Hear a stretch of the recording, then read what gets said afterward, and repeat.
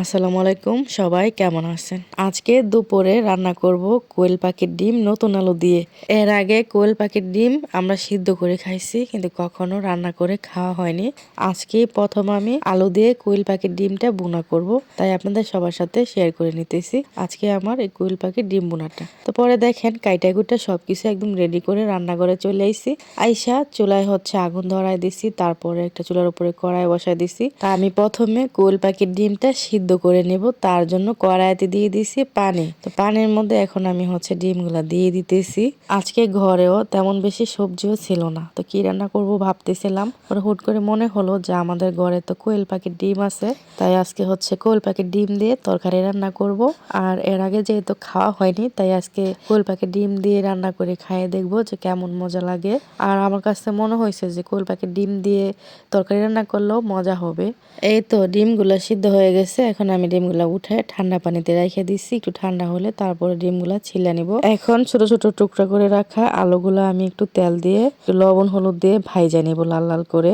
এইদিকে আলুটা ভাইজা নিব, ওইদিকে কোয়েল পাখির ডিমগুলাও ছিলে নিব। আর কোয়েল পাখির ডিম ছিলতে কিন্তু একটু সময় লাগে, যেহেতু ছোট ছোট, আবার উপরের খোসাটাও অনেক পাতলা থাকে, তাই আস্তে আস্তে ডিমগুলা ছিলতে হয়। তো ডিমগুলা ছিলতে ছিলতে এদিকে কিন্তু আমার আলুটাও ভাজা হয়ে গেছে, উঠাই নিলাম। পরে আরো একটু তেল দিয়ে দিলাম কড়াইতে, দিয়ে দিলাম কোয়েল পাখির ডিমগুলি। তো দিয়ে নাড়াটেরা আমি কোয়েল পাখির ডিমগুলা ভাইজে নিতেছি। আর ডিমগুলা অত কড়া ভাবে ভাজবো না, তো আমি বেশি কড়া ভাবে ভাজবো না, মিডিয়াম ভাবে ভাইজা উঠাই নিব। যেহেতু ছোট ডিম, বেশি কড়া ভাবে ভাজলে আবার অত খাইতে ভালো লাগবে না। উপরের সাইডটা লাগবে পুরো কাগজের মতো শক্ত হয়ে যাবে, তার জন্য আমি মিডিয়াম ভাবে ভাইজা উঠাই নিছি। পরে দিয়ে দিলাম আর একটু তেল কড়াইতে দিয়ে, তারপরে দিয়ে দিলাম পেঁয়াজ কুচি আর কাঁচামরিচ ফালি করে দিয়ে নাইটেরা পেঁয়াজটা একটু ভাজা ভাজা হওয়ার পর দিয়ে দিলাম আদা রসুন বাটা।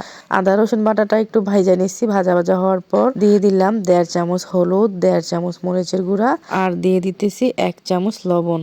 যেহেতু আলুটা ভাজার সময় লবণ দিছি, তাই লবণটা একটু কমিয়ে দিছি। তারপর পানি দিয়ে ভালো মতো মশলাটা কষিয়ে নিব। আর মশলাটা ভালো মতো কষিয়ে নিলে কিন্তু তরকারিটা খাইতে মজা লাগে। তো দেখেন ভালো মতো কষিয়ে নিয়ে তারপরে আমি ভাইজা রাখা আলুটা দিয়ে দিছি। তো আলুটা দেওয়ার পর নায়াটেরা আরো কিছুক্ষণ আমি মশলা আলু একসাথে কষিয়ে নিব।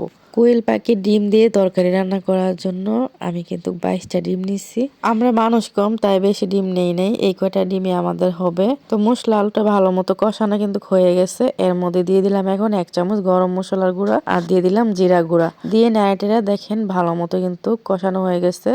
এখন দিয়ে দিব ঝোলের জন্য একটু পানি। আলুটা ভাজার সময় কিন্তু আলুটা সিদ্ধ হয়ে গেছে, তাই বেশি পানি দিব না ঝোলের জন্য। এই তো অল্প করে পানি দিয়ে দিলাম, দিয়ে নাড়াটেরা নিতেছি একটু। নাড়িয়ে নেওয়ার পর এখন দিয়ে দেব উপরে একটা ঢাকনা। 2 চুলার এক পাশে রান্না করে নিতেছি কোয়েল পাখির ডিমের তরকারিটা, আরেক পাশে ভাত রান্না করে নিতেছি। গরম গরম ভাতের সাথে আজকে কোয়েল পাখির ডিম ভুনা খাবো। তরকারিটা বলক আসার পর এই তো দিয়ে দিলাম ভাইজা রাখা কোয়েল পাখির ডিমগুলি, দিয়ে আবার একটু নাড়িয়ে নিতেছি। আরো কিছুক্ষণ ভালো মতো তরকারিটা রান্না করে নেব। তো কিছুক্ষণ পর আমি দেখেন নাইটেরা তরকারিটা রান্না করে নিয়েছি। আর রাখবো না চুলার উপরে, চুলার উপর থেকে একটা বাটিতে বাইরে নিলাম তরকারিটা। দেখেন কত সুন্দর হয়েছে কালারটা তরকারি। পরে তো একটা প্লেটে আমি এক বাটি ভাত নিয়ে নিছি। ভাতের উপরে এখন নিয়ে নিব কোয়েল পাখির ডিম বোনা তরকারিটা।